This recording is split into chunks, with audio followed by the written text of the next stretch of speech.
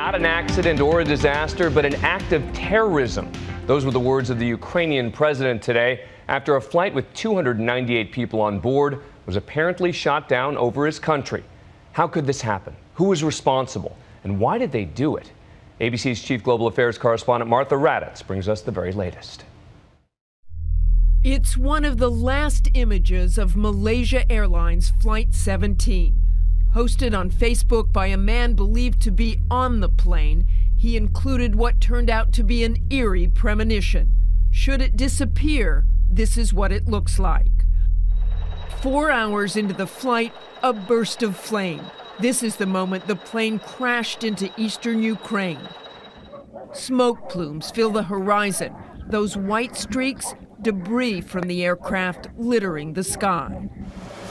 As cameras reach the site of impact in the Ukrainian countryside, utter devastation, as far as the eye can see, an apocalyptic scene, leaving no hope that the 298 souls on board survived the fiery crash.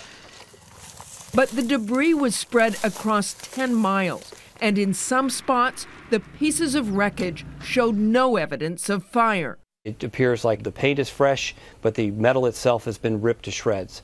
So what this could suggest is that the aircraft broke up in flight. Large pieces of plane with the Malaysian Airlines colors were still visible, and in the rubble, clothing, passports, even a vacationer's travel guide. And the part that continued on for that 10 miles was the part that had all the fuel in it, which is why you see this massive fireball of almost 20,000 gallons of fuel going up in smoke. Flight 17 took off from Amsterdam just after noon local time, on its way to Kuala Lumpur, Malaysia. The plane crossed into Ukraine, nearing Russia's border. That's when something went terribly wrong. What probably happened was this crew was flying along on autopilot in the middle of the day, thinking everything's fine, when all of a sudden there was a loud explosion, and that was the end of that aircraft and all those lives on board. Tonight, the U.S. believes that explosion was caused by a single surface-to-air missile. Shot down, not an accident, blown out of the sky. They wouldn't have had a chance to outmaneuver it, and once the missile impacted the aircraft, that flight was doomed.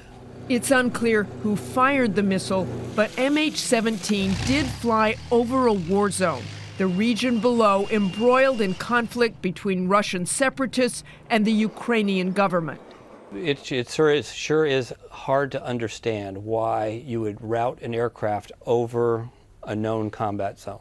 But the plane's altitude was determined to be safe for commercial air traffic, even though NATO's top commander, American General Philip Breedlove, said recently that Russia has been providing air defense training to the pro-Russian rebels. Why this Malaysian flight did not file to either go left or right and not over the combat zone is still a mystery tonight.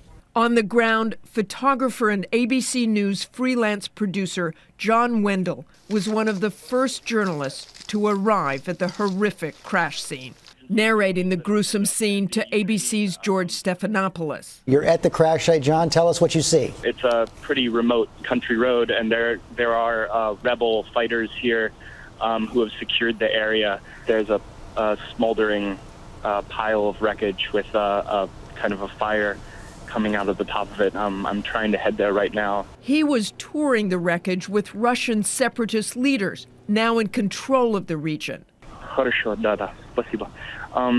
Who was talking to you there? Sorry, it's a rebel with a weapon. He just pointed out with a flashlight on the ground that there's blood splattered everywhere and pieces of remains. Oh man. There are shining flashlights out into the field now. There are bodies scattered everywhere. They just shined a light on a woman. It's unrecognizable. It's just a lower torso. Since February, pro-Russian separatists have been waging war against the Ukrainian government. They're fighting for Russia and for Russia's cause and trying to create in the eastern area of Ukraine a separate nation that would then join up with Russia the way Crimea broke away from Ukraine and joined up with Russia. A battle fought not only on the ground, but in the skies.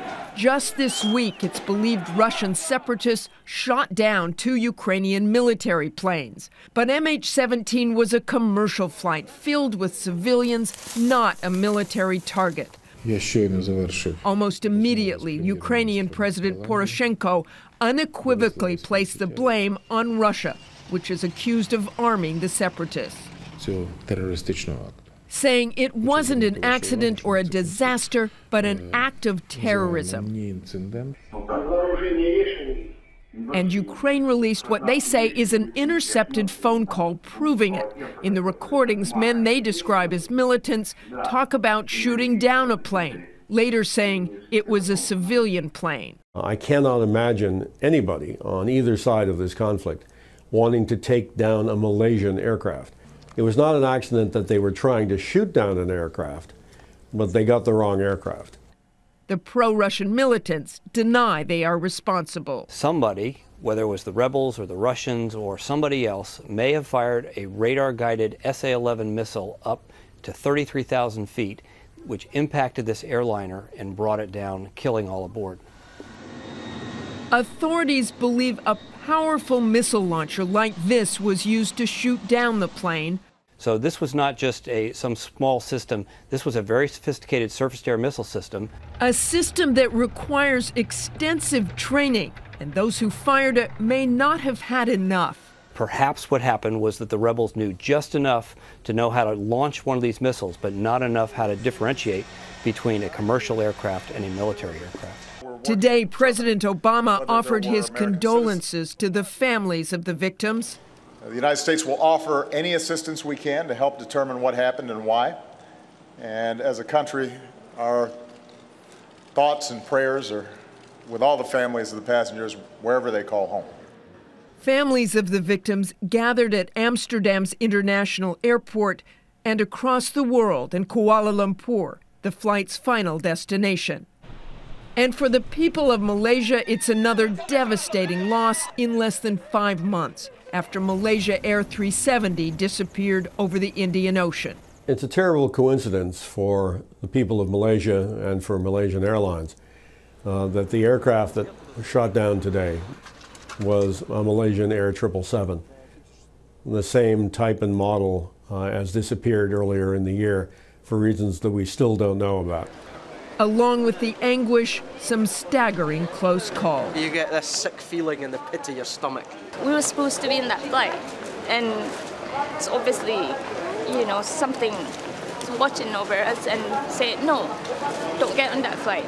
But around the world tonight, thousands mourn and pay tribute to the 298 souls lost. For Nightline, I'm Martha Raddatz in Washington.